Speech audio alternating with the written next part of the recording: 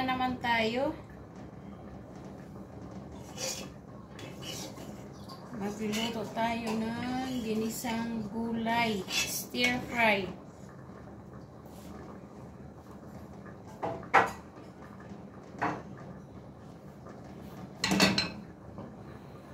Ayan, lagyan natin ng garlic.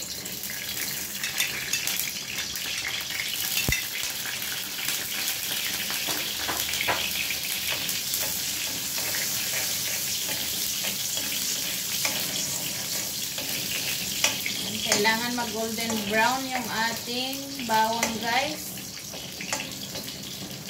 Ayan. Kailangan natin isote yung ating garlic.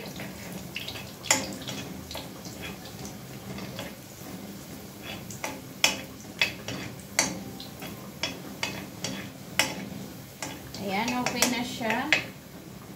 Isunod natin yung ating onion. 1 onion.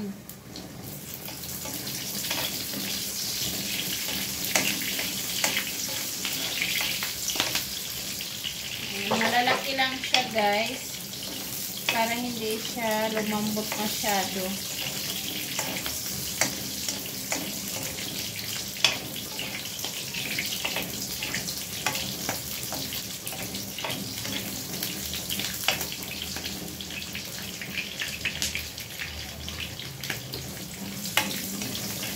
Ayan, ilagay natin yung ating shrimp or hipon.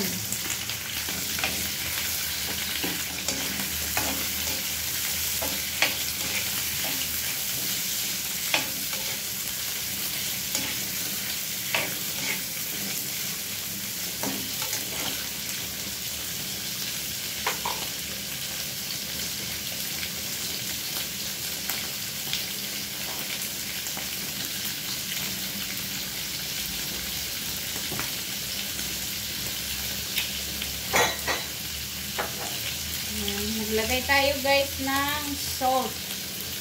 Sea salt. Kahit anong salt, pwede nyo ilagay, guys. Ayan, para may lasa yung ating hipon. Siyempre, huwag kalimutan lagyan ng paminta or peppercorn. Ayan. Kung gusto nyo ng powder yung black pepper, pwede naman, guys.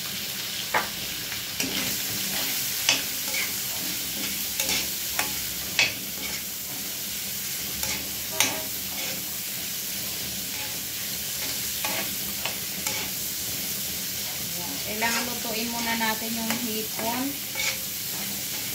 Kapag pumula yan, guys, luto na. Ayan. Hinati nga pala namin yung hipon. Kasi malalaki siya, guys. Para hindi masyadong makapal ba.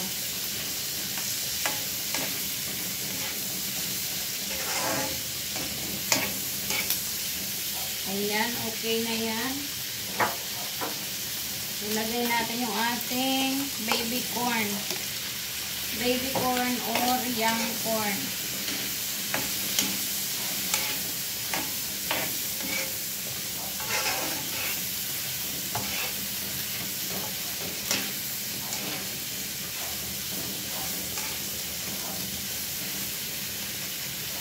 Ayan.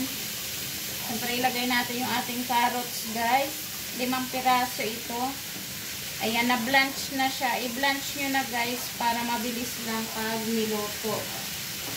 Para tansyado nyo yung luto, hindi siya ma-overcook, hindi rin naman hilaw.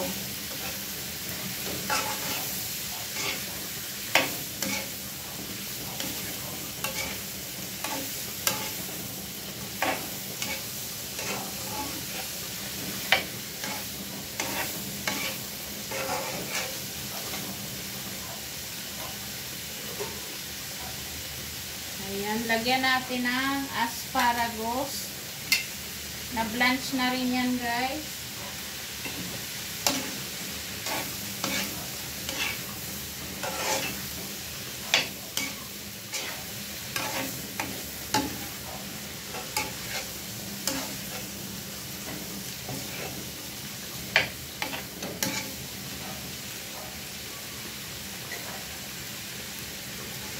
Ayan, maglalagay maglalagay tayo guys ng ketchup.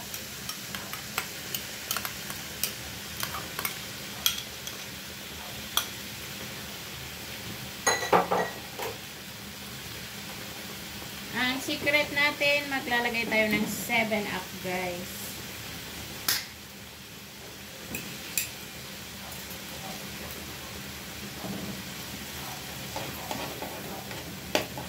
Yan ang kanyang sauce. Maliit lang to guys. Yung pinakamaliit na can ng 185 ml. 7-Up. Or pwede kayong gumamit ng Sprite. Depende kung ano ang gusto nyo guys.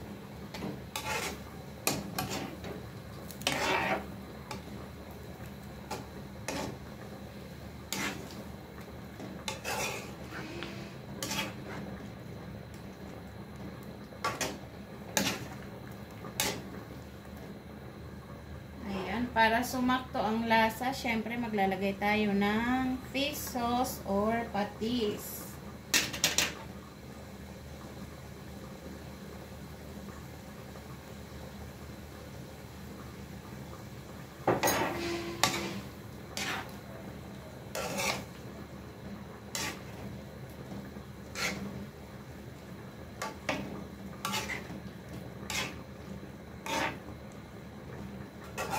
Ayan guys, so i-simmer lang natin siya ng 2 minutes, tapos luto na siya guys.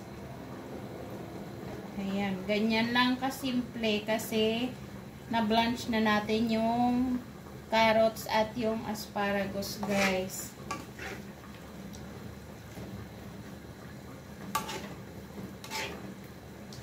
Ayan, so hayaan natin kumulo ng konti para mag-absorb yung lasa sa ating shrimp at vegetable guys.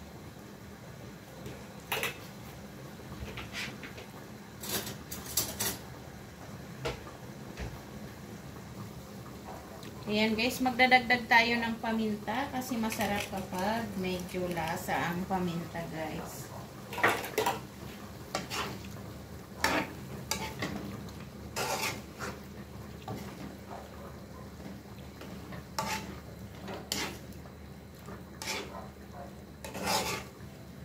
Super simple lang siya guys.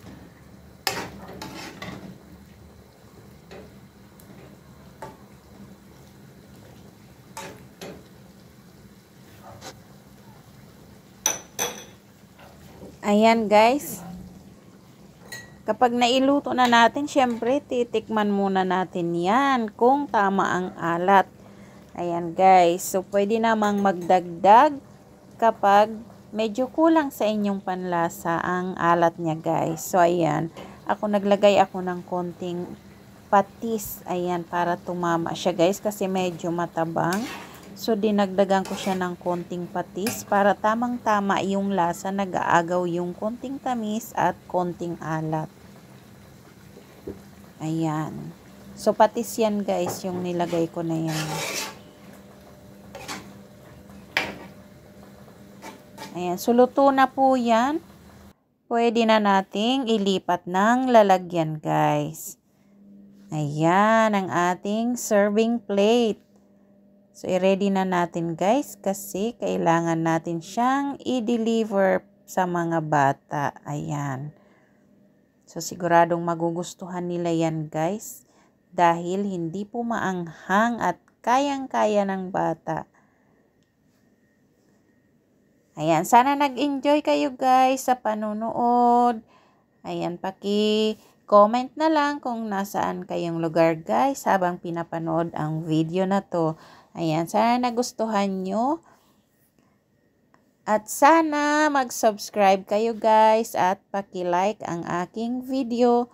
Pati na rin yung bell paki-like para lagi kayong updated sa mga susunod na bago pang video. Ayan, maraming salamat, magandang araw, at happy eating. Bye-bye. Thank you for watching.